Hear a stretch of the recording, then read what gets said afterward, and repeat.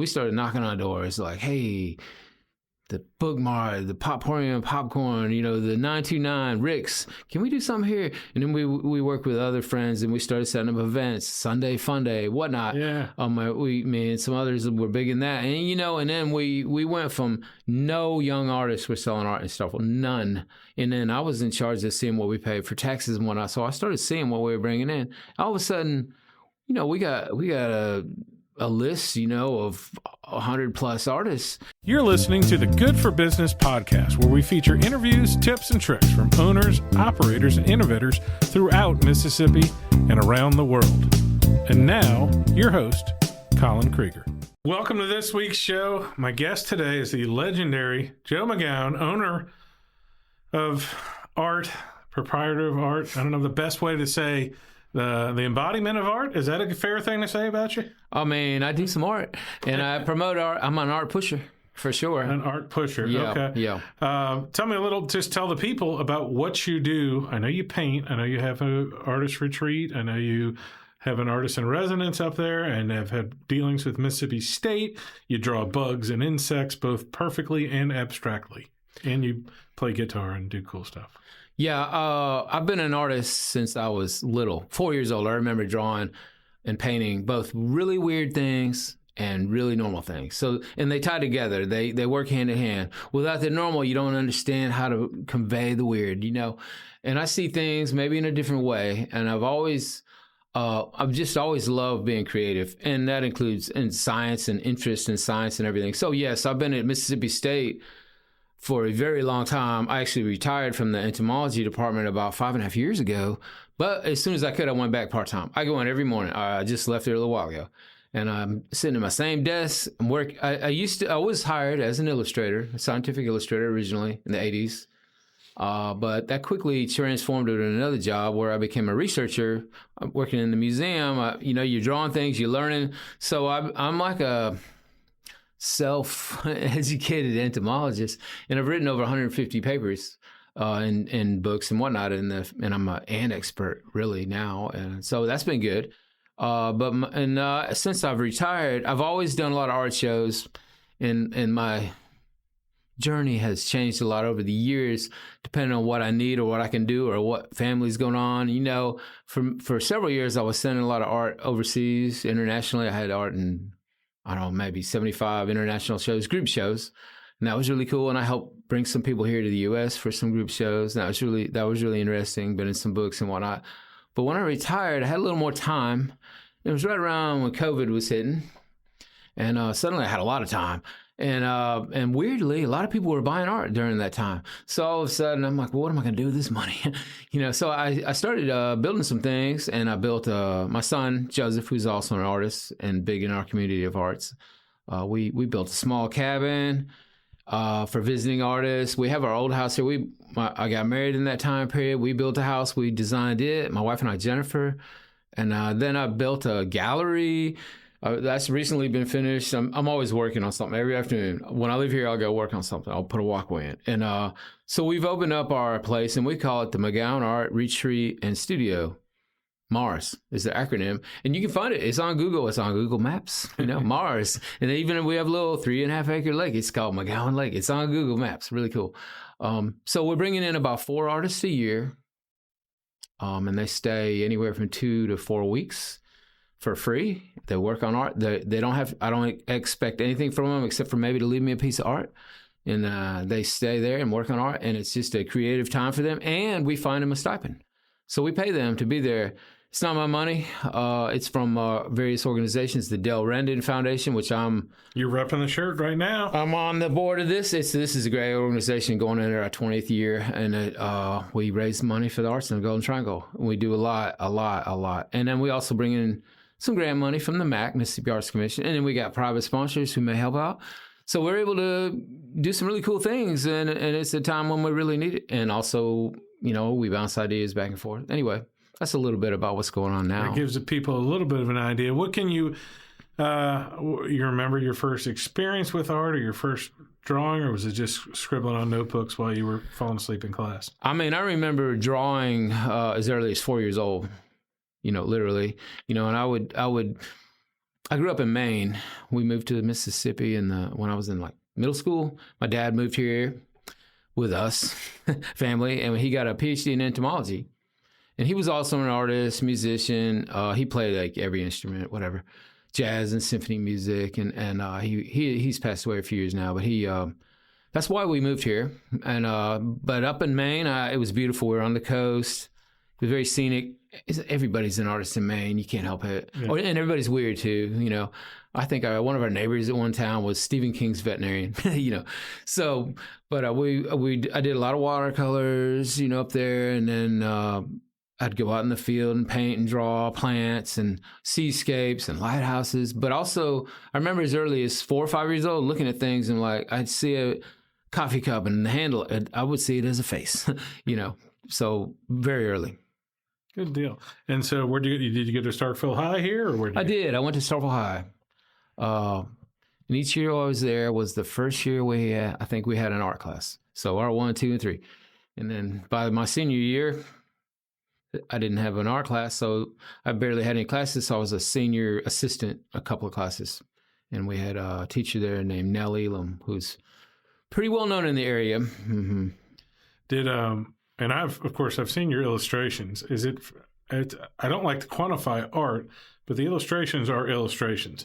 Can I consider you an American class illustrator of insects? Oh, yeah, I think that would be fair. My insect illustrations are definitely of a style that you would have seen a couple hundred years ago, and they're done accurately under a microscope. Specimen is under the scope. You know, I'm looking and doing pieces and draw them, and then it's a whole process, you know. Yeah, I had another professor at State. I think it was microbiology. At least that's what he was teaching that year.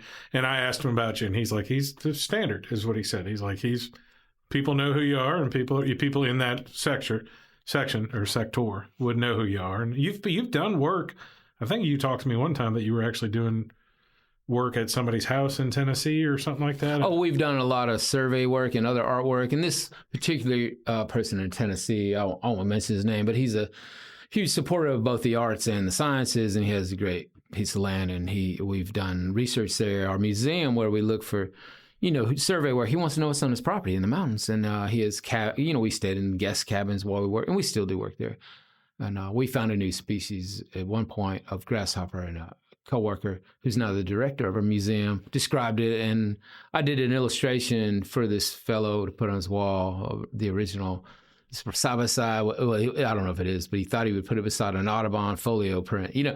So it's really cool. He's a big supporter of both art and science. So yeah, I've done a lot of illustrations over the year, mostly in the last 20 years for myself, because I write a lot of papers and I do a lot of research.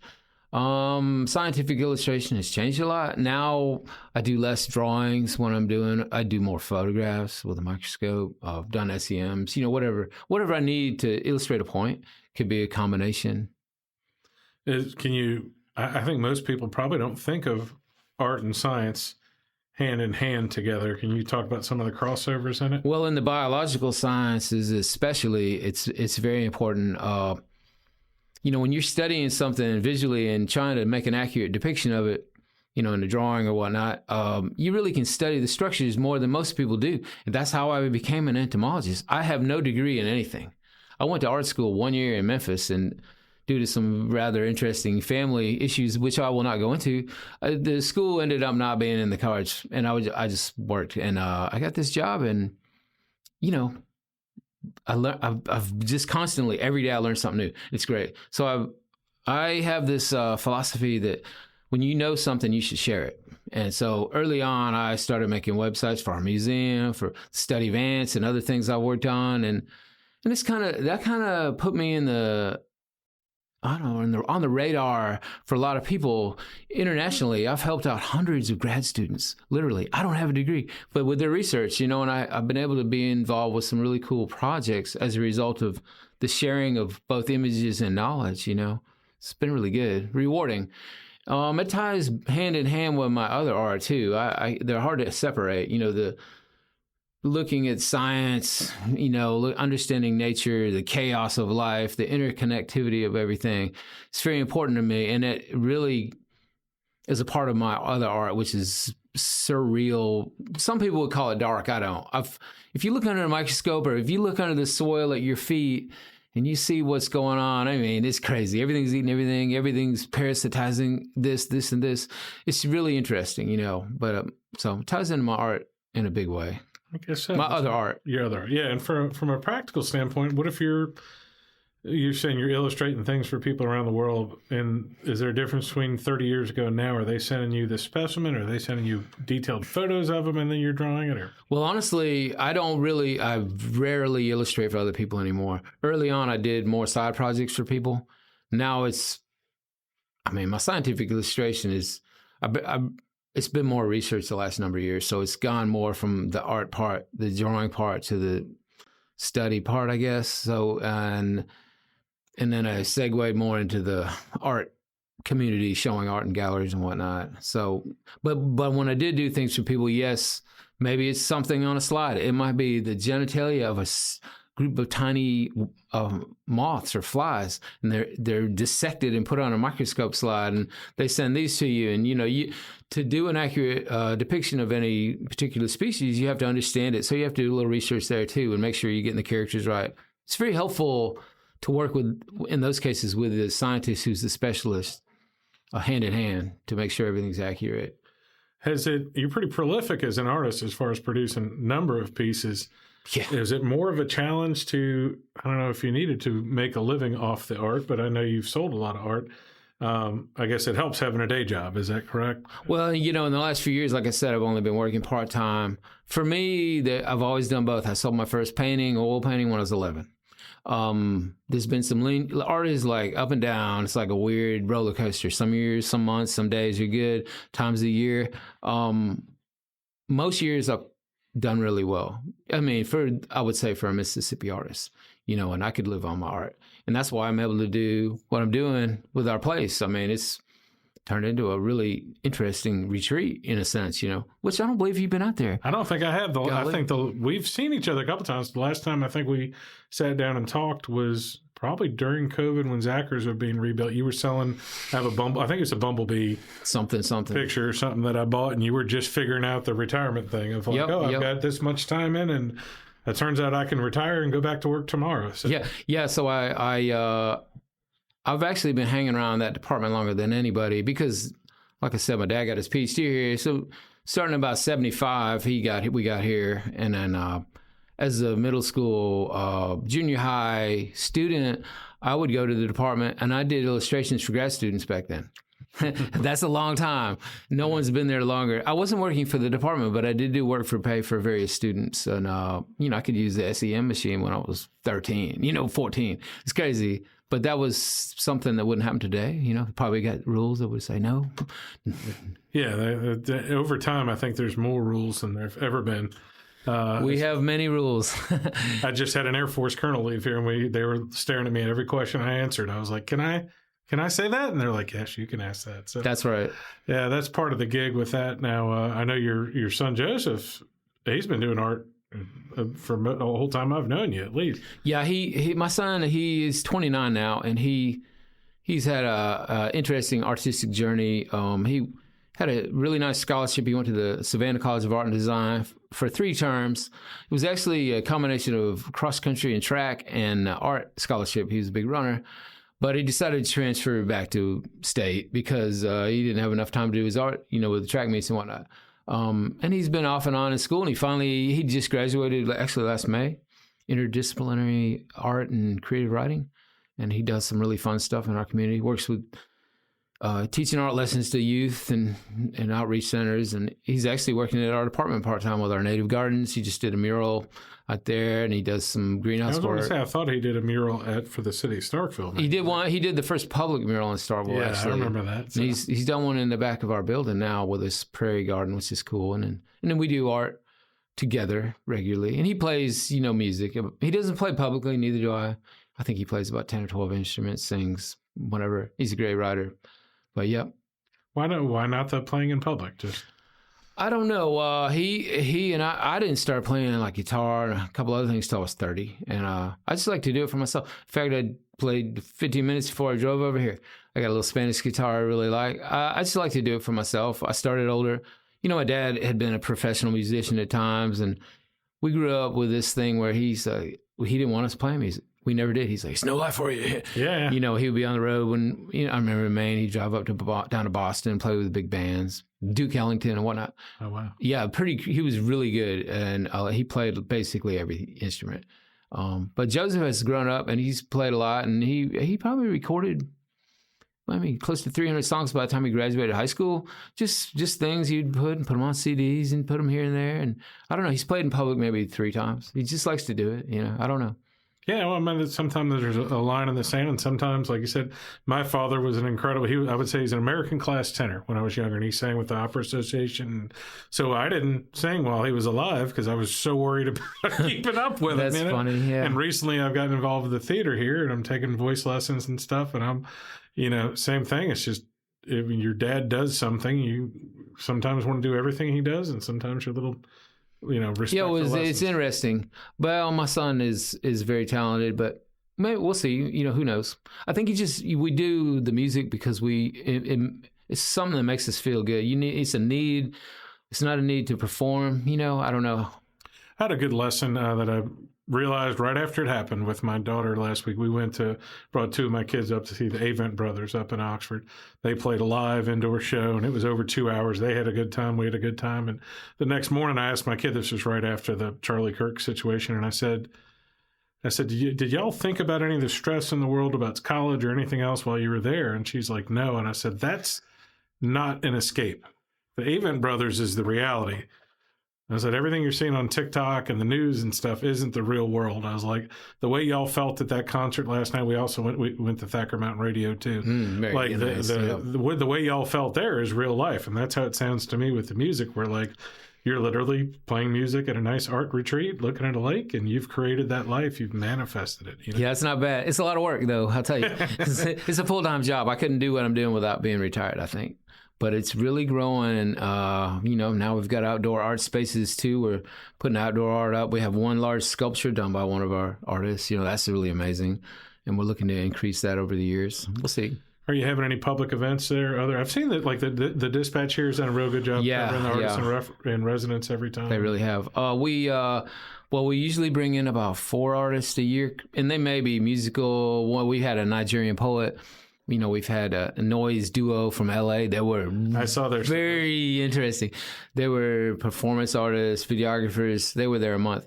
Most professional 2 artists I've ever worked with. You wouldn't guess it. You look at them like they look like they came out of a Mad Max movie, but work so hard and so prolific, amazing. And while they're there, we bring out guests and have public meeting greets and whatnot. It depends on the artist. And then we try to have some local, shows. In their case, we had 2 music performance art type shows, and others, we had a poet. He gave a poetry recital at the community theater. Others have had art shows. It really depends. But it's good. It's been very good. But our next artist is coming in October 26th. He'll be here 2 weeks.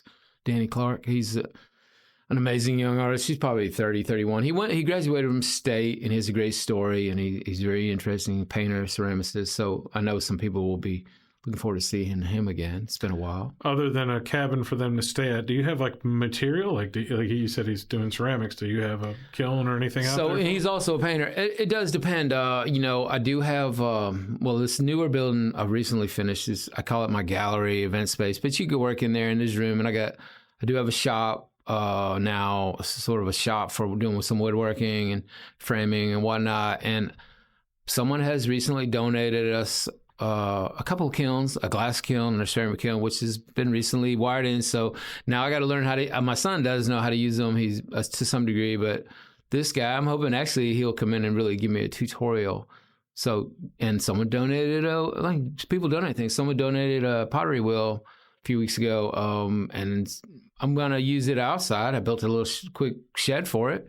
I want to be looking at the pond and the sunset, and ideally you're kind of outside certain times of year, Where do your construction skills come from? I don't know. I think construction is just an extension of art, designing and whatnot. And grew up really poor, but I used to have fun building forts, and then you just, along the way I helped people build things for other people, and someone needed something, and then you just learn the first few things you do here and there. You try to work with somebody who's good at it, and then you just over time you learn. It's not that it's pretty basic when you think about it. Everything needs to be level and plumb and square. This goes on top of this. And certain basic principles. And you can look at stuff in books, and I guess I have stuff on YouTube now. Yeah. And I have enough. We know enough people between my wife and I. We know every contractor in the area, and she takes old homes and remodels them and makes them really cool and whatnot. So between us, we know a lot. If I have a question. I wired this building, and when before I closed everything up, I had a licensed electrician check it over, and that kind of thing. But it's just over time, trial and error. I probably waste some lumber here and there, and it's not maybe always orthodox, and some things maybe overbuilt. And I'm a lot of times doing them by myself, so I'm doing them in ways that take 10 times longer. Yeah. But it's neat. I got a lot of salvage material. People have donated old wood from here and there, even a couple of pieces from New Orleans. Yeah, that's cool. Yeah. I've got some old wood you can look at too. So I'll use anything. Because I don't let any piece go thrown away. So yeah, I'm the same. And I've seen trees fall down, and I'm like, can I cut that up? And sitting in a yard doing it, and then it'll be funny. 5 years later, I'll be restoring a house, and I'll see a mantelpiece with a crack in it. And I'm like, I have that exact piece of wood, and the reason I have it is because another house got torn down, and I saved it. So. Well, that's right. I mean, our little cabin we built, the siding is from trees out in the woods. A friend who had a sawmill, Alan Edwards, he milled it for us, cut it up. We used it, and some inside. Amazing. That's beautiful. Can you talk about like youth in the arts, not just with your son, but have you ever mentored any young artists or given them advice? Because y'all are at a good bit of art shows every year. Yeah, I've definitely worked with young artists, I would say regularly. I would at least once a year, often twice a year, I'll have a show at some university, community college, junior college. And generally I give a talk to the students. So there's that age group. I work with MSU. I've worked with the students a whole bunch some years, less some years, but I typically do work with them regularly. I'll be giving a talk over to one of the classes this November. And, I've been doing that pretty much regularly. I have a lot of them personally come by the place and meet with me to, it's usually after they graduate, but not always. They're like, I don't know how to sell art, or, I'm like, good luck. It's you got to make something people like. You got to be prolific. You got to work really hard all the time. You got to hustle. You got to believe in yourself. There's a whole lot. And then the business side of things, no one's good at that.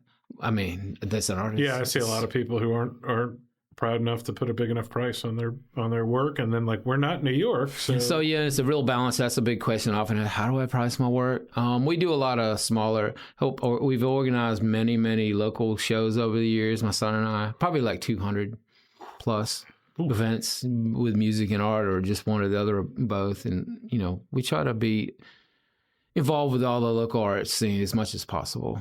Yeah. Well, I would imagine that's tough, especially for a young artist now, or it's easy for them to get discouraged, because I think, they may think, I can hang stuff up in one show and be okay, which is a lot of people have to go to 20 shows a year and go to Kentucky and go to all these other little shows around and hope that somebody of influence might like their stuff. And that's usually how it works in a bigger city, is somebody kind of famous buys your art. But we have small communities here that are definitely, if I see a piece of art on Ralph Knoll's wall, I'm going to be like, oh, Ralph's got discriminating taste. He has a lot of art. Yeah, he's got, talk about prolific. Yes, indeed. I've been to his place. No, he's got a lot of stuff. I want to break on this because last night I posted something on Facebook, and you mentioned you had met Wayne Andrews from the Yakpadaka Arts Council in Oxford. That's easy enough for you to say. Yeah. I practiced it. So yeah. You've run into Wayne before? Oh, we know Wayne pretty well. We do a lot of events in Oxford, and from punk rock shows to whatever. In fact, I got a guy who lives over there. He's coming to do a documentary about our art retreat in October. We love Wayne. He's just like the epitome of what an art director should be. He's sort of unassuming. You might not know it, but you go see the things they do and what they have, and it's not magic. It's not accident. Oh, no, he works really hard and writes a lot of grants, and you got to always be looking. An art director, it's all about finding funding and sponsors and place and having opportunities for artists. And he They do a good job over there. I'm very, very, very impressed with what they do. Well, I met him when I was up there for 2 years with Papa John's in 2008 and 9, and we became friends. And he's really the one that got me into fundraising because I was trying to help him with one deal, and we did a few programs when I was up there. And I just spent the weekend with him at his house, and that's all we were talking about. Is like, okay, funding's gone from here. You need to replace it with here. And, he's running a multi-million-dollar operation now at that Arts Council. They're renting out for events nonstop. He's helping other people with grants and trying to save, I say save the state, but like try to get other arts councils together to join together, because a lot of the ones that aren't as sophisticated with grants are having a real tough time right now. It's very interesting because we were up there, my wife and I, a month or so ago. They had some big awards thing for various art categories. I was nominated for one. I didn't win, but it was a loaded category. And someone gave some graphics up on a PowerPoint presentation about arts councils in the state, and the typical art director lasts like maybe 2 years, but the ones that last, 10 years, you can see the difference. And it's really hard to hang in there and get there. But if you do, you can make a difference. But I like to tell people if you're an art director in the state, that should be one of the first things you do is go visit Wayne Andrews. I mean, not knocking whoever you may be. It's just that he knows. He's just good. Yeah, and he's thinking of strategic part. He's taking a lot of business and economic growth stuff and tying it into art, like art as economic development, saying, hey, if you have this culture, you're going to get more people, like if Starkville and Columbus, if you have more art, you're going to get different cultural things in there. You're going to get more people to do tourism, and you're going to have more people making money as opposed to having a pile of starving artists around. I'll say, like, when Joseph was moved back here from Savannah a few years back, it's been 10 years. Whatever, or so, he moved back, and he's like, we were like, there's not really much going on here. There's no galleries in Starkville. Our arts council was in a little office. You can, there's no opportunities for young artists anywhere. There were no really events. Maybe the Cotton District show once a year, the festival, that was it. And we're like, well, let's do something. So we started knocking on doors, like, hey, the Bookmart, the Popcorn, the 929, Rick's. Can we do something here? And then we worked with other friends, and we started setting up events, Sunday Fun Day, whatnot. Yeah. Me and some others were big in that. And, and then we went from no young artists were selling art and stuff, none. And then I was in charge of seeing what we paid for taxes and whatnot. So I started seeing what we were bringing in. All of a sudden, we got a list, of 100 plus artists, and we're all selling art and we're making money. And of course, we're bringing in some tax money. That doesn't hurt. Of culture, we're bringing in sponsors, ex-MSU people wanting to donate to help musicians at our events. And it's been a great turnaround in that regard. We still have a long way to go as far as we could use some galleries, and we've tried a couple here and there, and one died in COVID, started to die. Things come and go. But I like the proliferation of young artists and finding different ways for them to sell their work here and there. And sometimes we have good networks. We have social media networks for artists now. All of us, we communicate. We have an event. We're going to do one. So it's fun to see young artists like where maybe we did an event we organized back, how many years ago, and some high school kids came to the event. And then a few years later, we see them organize an event. And then some people go to theirs and they organize an event. It's really been good. That's been nice to see. Yeah. And that doesn't, not just Starkville. Well, that goes into, I always talk about unreasonable people being successful. Like if y'all ran, you come to Starkville and say, oh, there's no art in Starkville, no this in Columbus. Well, if you keep it to a small group, 1 or 2 people, you and your son, you can affect change like nobody's business. Because if you met with 30 people, they may tell you like, oh, this is a bad idea. Nobody's going to care about this. My best example of that is Ryan Munson, who I've mentioned all the time on this podcast. Absolutely. He was a buttoned-up stockbroker and started selling candles, and now he sells beard wax and pizza and when he built and happiness and just happiness, and it makes on paper you're like it's not going to work, and guess what? It's thriving, And there's lots of people like that just. I like to pride myself in that too, where I'm like, people are like, nobody's going to go to this. I'm like, we can still do it. Like, thanks for your help, but we're going to do it, Yeah. Don't you believe in it. Believe in it. Believe in yourself. Believe in what can happen. It's amazing. Yeah, I agree. And with art, especially being prolific and seeing it all the time. Like I said, if you have art at a farmer's market it doesn't always top your head like, that doesn't make sense, but it's the same kind of personality groups going in there, like I was talking to somebody the other day, this guy's doing a Renaissance fair here in Columbus. Sure. He did a version of the Festival of the Fae. Yeah, he did. I'll be there. He did it earlier this year and had like 2,000-3,000 people, and he barely advertised, so he's going to get clobbered. Yep. And he and I were talking about how like that, not like we were talking about the nerd percentage of the population. When I was growing up, we probably thought it was 1 or 2% of the population, and if you liked any of those things in it, you felt alone. Whereas now, my kids aren't embarrassed about D&D or Pokemon or all comic books, and that's probably 20% of the population. Then when you put who likes art or who likes music and overlap that with the farmer's market, that's half the population. And those things just need to be together. And because we're not a giant, either city isn't that big, you don't think like, oh, these things need to go together. And Wayne and I talked about a lot of the events where a food truck may seem out of place or not enough people, but it does bring a discussion with the food truck guy, and he may meet a lot of people who go to art shows are wealthy, and they'd be like, I need a food truck at my next party, Absolutely. We've definitely used that same philosophy, done events at private places where we'd have a musical afternoon and bring food truck out. And it didn't start out that way. And it's like, this really worked. And it's really neat, It's good. It's good. Yeah, you never know who you're going to meet at each little thing or who you're going to run into. I was up at Ole Miss this week. My daughter's there hanging out with Wayne. Then I went to the football game, and I met somebody at the tent of Columbus people, and we started having a conversation. And he knew about the podcast, but like he was fascinated. He's like, I heard you mention $15 billion of economic development. I'm like, of the factories. And I'm like, yeah. And I was like, yeah. I said, the only challenge we have in the fundraising space is they're kind of writing checks to the United Way, which is fine. I'd just like to split them out. So maybe they were, instead of writing $100,000 check, like they would do more arts or whatever, and nothing to do with United Way, but like they just like to write a check and do it. And spread it out a little. Yeah, and he's like, well, I've done some enterprise fundraising stuff for the University of Mississippi and other colleges, and like he's going to come down here in a couple of weeks. And I was ready to go straight to the game. I'm almost 50 years old. It was 90 degrees, and my wife's like, we need to go to the tent and say hi to people. And it was a situation where I wasn't uncomfortable, but I wouldn't normally go. You're like, this is a good idea, though. Yeah, it's a great idea. Thanks, honey. Well, a kid interviewing me earlier today asked me about, from WCBI, asked me about, like, what's your best piece of advice for, like, networking? I'm like, just be prolific. Go out and do things, because you never know where the guy, you may be on the way to the event and stop at a gas station, and somebody might talk to you. And if you're staying at home, even though social media is great, you're not going to probably run into people like that. I love talking to people everywhere I go. My wife really doesn't want to go to the grocery store with me, because if I don't know them, I probably will by the time I leave.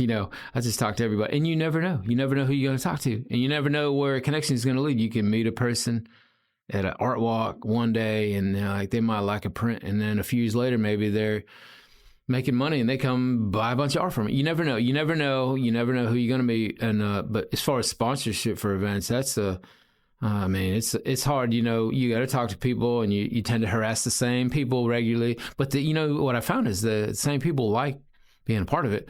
But the biggest thing is meeting people, connecting with them, and then follow through. And appreciation it's very simple. The appreciation's huge, because you and I can both have that energy at the grocery store, come into the room and light up the room, but not and cheer people up and have a good connection there. But the annual fundraiser I help out with that does the best with that is the Humane Society here, St. Patrick's Potty Day. They handwrite a note and call almost every single sponsor every single year. And it makes it so much easier. It's critical. That's critical. All we want is, if you donate and are helping out, a little thanks goes a long ways. Yeah, because I have people ask me for stuff or money, and I'm like, it's not that I need my logo on there, but like last time I did it, nobody knew. Yeah. So like there's events that they don't want to put sponsors on there because they think it makes their flyer look bad. I'm like, but like part of a sponsorship, sometimes I want to support the Black Prairie Blues Museum, but if I can't go to the event, then nobody. I'm not saying them in particular. I'm just saying, like, but they're great too. Yeah, like you say, events like that, and then like this time of year is insane for the amount of events going on. Absolutely, October and April are the two big months of the year. October's just nuts. Yeah, there's something every other night. And like I don't go out too much at night, so a lot of the things I promote or support, I'm like, because my wife had a long recovery from cancer and 20 back surgery, so like we're just starting to venture out at night, and I don't really want to go without her. Yeah, I understand. But we've had a couple. I've had Avon Brothers another night out. She went to the football game. She's still hurting from the football game. So, but it's something. And of course, we got one kid at college, so we're traveling a little more than we used to. But I'm energized just from talking to Wayne. I know this isn't the Wayne podcast, but we talked about some ways to help the deal here. And by the time this comes out, they'll announce that Thacker Mountain Radio is going to be in Columbus. So by the time we publish this, it'll be in Columbus. I think October 26th. Oh, that's a great show. It's an incredible thing. I went there, and it was neat. This guy was playing who wrote Volcano from Jimmy Buffett, and he was there. And I had to tell my daughters, I'm like, that guy has sold more albums than the Avett Brothers. She's like, what do you mean? I'm like, he's got 30 million albums sold. And I was like, I know, and they're just like, but we've never heard of him. Like, there's 1,000 people like that you've never heard of. But it was just kind of neat because we were front row and got to see him sing a few songs. Wow. Yeah. It's I'm super excited that they're coming to town. And they're going to be where? They're going to be at the Tennessee Williams building. So in between the back door of Catfish Alley Studios and here, they're going to set up a couple tents. Oh, wow. It's a Sunday night. I think it's October 26th. So they're not announced. I think they're announcing it Friday, but this podcast won't be out, so we won't be causing any trouble for them. I think I could go. And I'm going to try to help them, get part of the community there because we have Dr. Ellis, Steve Ellis does the Barn Concert Series, which again, talk about unreasonable. I want to have bands, so I'm going to pay for them and put them in my backyard. Then he went from, I'm going to have bands, but I'm going to charge y'all a little, help me pay for it, to now I have a surplus. And I'm going to donate. That's exactly what happened. We used to have 5 events a year in our backyard. Now one of them is Oktoberfest for the Arts. One of them, the events all left our house because they got too big. And again, another unreasonable, there's nothing on paper that says that 200 to 300 people show up 7 times a year to hear these bands. Like it doesn't, to a lot of people, it wouldn't make sense, I really love that, and Steve is awesome. It's like I went to this meeting a few years ago, and they were trying to figure out what to do with the arts in the state. It was a former MAC director and a lot of local officials in Starkville and whatnot. And I think the county schools, we just consolidated, and we had these empty buildings. They were talking about things. Well, how do we bring art to kids in the county? I'm like, well, you can't bring art to each individual person, but what if you took that building and turned it into a center? Well, we can't do that. I'm like, I said, at that time I had done collaborative work with a friend, and he had just bought, this is just an art dude, right? He's just some art guy. No, he's good. But he bought an old Catholic school that up in Pittsburgh, in a house with it. It was like 25,000 square foot building, and then a 5,000 square foot. It was a crazy deal. He's made him offer. It was crazy. It's just sitting there. Now it's an art center. This is one guy. Yeah. And and not and I'm at a lesser level, but I'm like one guy. I built buildings in a short amount of time and brought in people from as far as Berlin to stay with us. We're just individuals. If one person can do that and other people can get, inspired. I will say, and it's been by mistake, a lot of the artists who stayed with us, I pick them. It's kind of organic. They have to have the time and all this. Everything has to be right.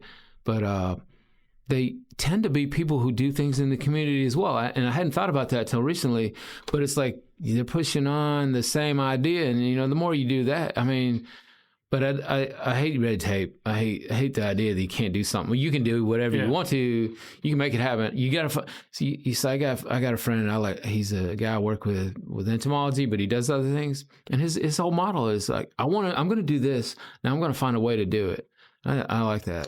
Well, when people ask me to help them with fundraising, because I do have a team of people that maybe they won't write huge checks, but I can sometimes get you free beer and banners and dumpsters and a lot of the checklist stuff. I said, you just get one meeting. And they're like, what do you mean? I'm like, it's like I'll come to one of your meetings. I don't need 9 meetings to have this event. Because much like at your house, you're like, all right, we're going to have an event. We're trying to do something here with the city, with Lee Park, and the city asked me to get involved because I could get attention. I was like, we can finish this in 4 weeks. I was like, well, let's have a work day. Y'all fix the heavy stuff. Then we'll come back and bring some artists and get them involved and make it an art park. And they're like, why? I'm like, guess who's going to take care of it? If we do permanent art installations, the artists will come and check and wipe off the art, and the flower people will come because it's part of the culture, and you're going to come you're not going to ignore it the way if it's just a park, And sometimes there's easy little tweaks. Sometimes I don't like having too many people in a room, because if you had a board tell you to build your place, nobody, they'd be like, what are you doing? I know it's your property, but you shouldn't. I'm sure you may have family members who are just like, you're nuts, Absolutely. That's one reason why people have asked me, why don't you become a nonprofit? Well, I don't want to. I'm part of the Rendon Foundation nonprofit, and that's fine. But as far as our place out there, just want to be able to do what I want to do. Move quick. Yeah, that's right. And, it really works out. Yeah, you're right. No, that's a beautiful thing when you get stuff like that. And again, you need committees to get stuff done. But as far as moving quickly with new concepts and stuff, sometimes you start before anybody can really talk any logic into your head, and then you don't have you've solved the problem before it's too late. And well, there's a lot going on in the state, a lot of good movement. I mean, it's a time where we may not see it every day, but we were in Clarksdale this weekend, and I've never been to Ground Zero. It's amazing. Oh, I saw your photo. Amazing. I've never been there. And there's murals all over the city. I saw this town. Kingfisher mural, Yeah, there's like 2 of them there. And you're walking around, and the buildings look kind of dilapidated. But then you walk in, and every other building, there's some great musician or artist in there. We walked in. I'm posting mural pictures, and one of the guys that had been our visiting artist last year, he did a sculpture for us, Lawson King. He commented on my post, "Hey, you need to go to the Seed Collective." I'm like, what? So we go in this building. It's downtown Clarksdale. It's like an old co-op. You go in there, and he's like, tell him you want to see my mural. I'm like, it's in this courtyard behind there. I have to unlock a door and bring me out there. And I start talking to the owners, and they own that place and Red Panther Brewing and a hotel across the way. The whole thing is a collective for art residencies. They bring in artists. They stay in their hotel, and they work for them. I don't believe they pay them, but they work for living, and then they sell their work, and they may stay a year or two. Amazing. And they're doing more and more. They're bringing in grants to beautify and help the trail by the Sunflower River, just one couple, and that's amazing. I'm like, what? You see stuff like that, and you're just like, wow, and it's spider webbing around the state and the South, and you're seeing more and more of that. We have to, because, grants and stuff are disappearing. Yeah, the government. Some are getting harder, to get. And I've never been a believer that anybody owes me anything, not like if we have an arts council, I don't feel like there's no way they're going to make you enough money to live on. You might get $100, $500, a few thousand here and there, but you have to find different ways constantly. And you have to reinvent yourself basically every, 6 months these days, really. Things that worked before don't work now. No, and getting the word out. There was a perfect time in history, and probably when I got that bumblebee picture. I'm calling it a bumblebee picture. Sounds good. In 2020 during COVID, when every single human being was on Facebook and every event was on Facebook, and it was easy. And then people who like or don't like the Orange Man jumped off, and then people who like or don't like COVID jumped off, and so now it's back to where it was 25 years ago, where some people are reading the newspaper, some people are watching magazines, and there's 20. It's hard to get everyone to be aware of an event. Yeah, you have to really put it out there everywhere you can think of. And Facebook is still good for me, and all of them are, but they're all just part of it, part of that puzzle. And I like to talk to artists about things like they were like, I'm only on Instagram. I don't like this or this. I don't like Facebook. I said, you know who does like Facebook though? 6-year-old white male. I said the people who aren't buying your art. That's who likes Facebook. Yeah. But you have to be on every platform you can, and that's a lesson I learned a long time ago from a friend out in California. Put your art everywhere. Depending on what your goals are and what you need, and then at some point people know who you are anyway. That's great. But being the public eye, like I tell people all the time, young artists especially, they'll have pseudonyms, on their Instagram page, like, I don't know, Lucky Charm, whatever. I can't find them. Yeah. I'm like, well, no one knows your name. When the newspaper or the TV station or the radio station wants to talk to an artist, they're probably going to call me because they know my name. Yeah. You can find me. I'm all over the web. Make yourself present. Make yourself visible. Don't hide. I mean, that's very important. Yeah, and it's sometimes people in the art spectrum, music, painting, all of it, think that, well, I'm selling out or I'm doing this as some reward. Like they're like, I don't want to sell out just to get attention. And I'm like, well, if you want to make a living doing it, it's not selling out to show your wares. I always say, what's the difference between going to an art show and getting on the news and talking about art? You may consider being on the news talking about art, selling out, but you're trying to get in front of as many people as possible. And if nothing else, to share your energy. Yeah, that's right. And now I would say today I'm in a different place. I'm retired. I do work part-time, have a little more income there. I'm about having a retirement. making the amount of money with art, what my needs are different. I've spent a lot of money on lumber and whatnot and wiring and stuff, but still, now I would say 100% of my art sales go to this arts retreat concept. So it's like basically if someone buys art from me, it's a donation to M.A.R.S. Yeah. And then I invite people to use it.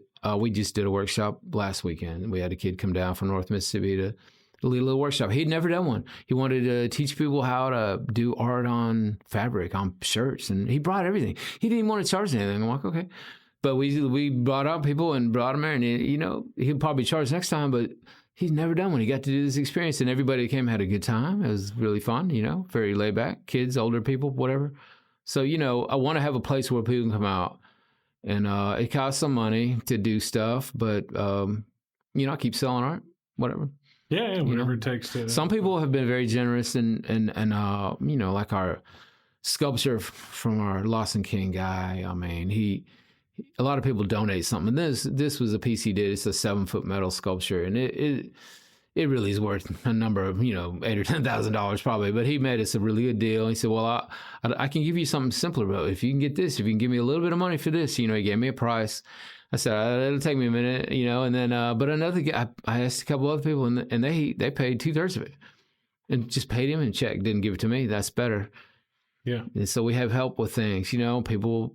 That kind of thing goes a long way. There's a lot of people who are generous to a fault, but they'll be more generous if they can trust you and know your mission, know where you're headed, know that you're not building this to all of a sudden go, okay, now it's $10 to get here every time. Yeah, I'm 100% using the place myself, as well. But anybody else, I mean, we've had multiple kids groups out there this year.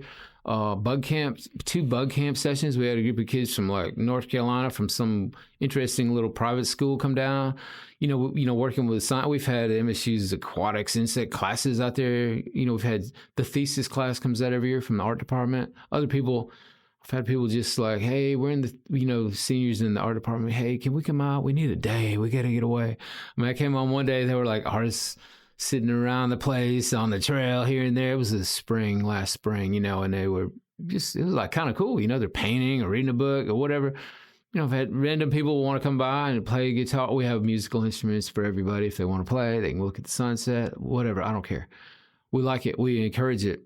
The history of this region is fascinating to me in every way. We're on a Cretaceous fossil bed. It's a black belt prairie remnant.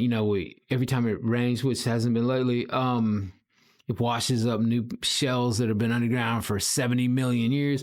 And you're the first person to see them. I mean, it's just fascinating to see these timelines. Then the later ones, with these Pleistocene mammal, mastodons. And then later indigenous people, we can find pottery shards, creek and arrowhead. It's just so neat. And then the fauna and flora. I found several new species of insects in my yard. I've had researchers in my yard as far away as Canada and Australia come to visit. And they know it's safe and it's a unique property habitat, and they know it's there because I'm there. Yeah, and the world puts you in the perfect place. It's crazy. It's really interesting. So we want to do more and more that it's open to both science and art and others. For a funny question, since it's been a big part of your career, are you spraying for bugs at your property? I'm not a big sprayer in general. I'm not like paranoid. I know the process of how pesticides are developed and how long it is and how thorough it is and the safety required and all that. And there are times when I will spray some wasp, like fire ants, for example. I rarely spray anything on fire ants. I have this philosophy where, I'm an ant specialist. I mainly work with taxonomy and what names are and what things are and what invasives are coming in and all. But, I kick, if there's a mound in the grass, I kick it. I disturb it regularly. And eventually it moves to the side. And when it's over to the edge of a tree line in the grass, we're good. You can be this 6 feet tall. I don't care. We form like a loose agreement. Yeah. And as long as, so there's different ways you can deal with things. I don't like, paper wasp right under an entryway. I'll probably take care of those, and I don't do a lot of treatment in our garden or anything. It's more subtle, occasionally. Yeah. Do you have any fear of any spiders or anything like that? No. You got to be cognizant of what's there and know what the likelihood of them hurting you is. Like, we all know about brown recluses and black widows, and basically, if you live in the South, every house over 20 years has brown recluses in the attic, so you may need to do some spraying now and then, or being clean and not having a lot of clutter is very important in that case. Black widows are super common here too. They're usually outside. You got to pay attention. I saw one yesterday. I picked up my canoe. I was got a little Old Town canoe, and I turned it over, and I was going to go out in the pond and mess with the cypress tree that was leaning. Ate a little staking, and there's a big old black widow female in the back of that. I pushed her out of there, But yeah, they're something. They're pretty shiny. There you go. They might surprise you. No, not really afraid of them. Yeah, I had a black widow jump on me at showing a house in Starkville a few years ago, and I somehow remained calm. I'm not afraid of snakes, but I'm afraid of some wasps. Now, wasps will get you there if you're near their nest. You got to be careful. Be careful. They're aware. They'll pop you. As we wrap up, tell us a few things about the Rendon Foundation and how we can help you all there. Our foundation is. We started it, really, Andrew Rendon, one of the brothers, probably a big ringleader, but and the rest of their family, a number of years ago. Del Rendon was a local artist, singer. He was amazing, and he was a good friend of mine. We all moved here the same time period from New England, the Northeast, and he died about 20 years ago. It was 20 years ago. So we started this foundation. People donated money. It's like, what do you do with it? And then a few years ago, Andrew's like, we need to become a nonprofit, 501c3, whatever. And so we have a board of 7 members and 4 family members and 3 friends, Dave Hood and I, and Lee Graham was in his band. He was a bass player. We bring in money and we use it. There's no overhead. No one gets paid. We use it for the arts in the Golden Triangle. The arts can be, we've given over $100,000 to an MSU Art Scholarship. Anything behind the scenes you can think about, especially in Starkville, that's who reaches out more. But music events, art events, the stipends we give our artists, some of that comes from the Rendon Foundation, a big chunk of it, really. And that they work together.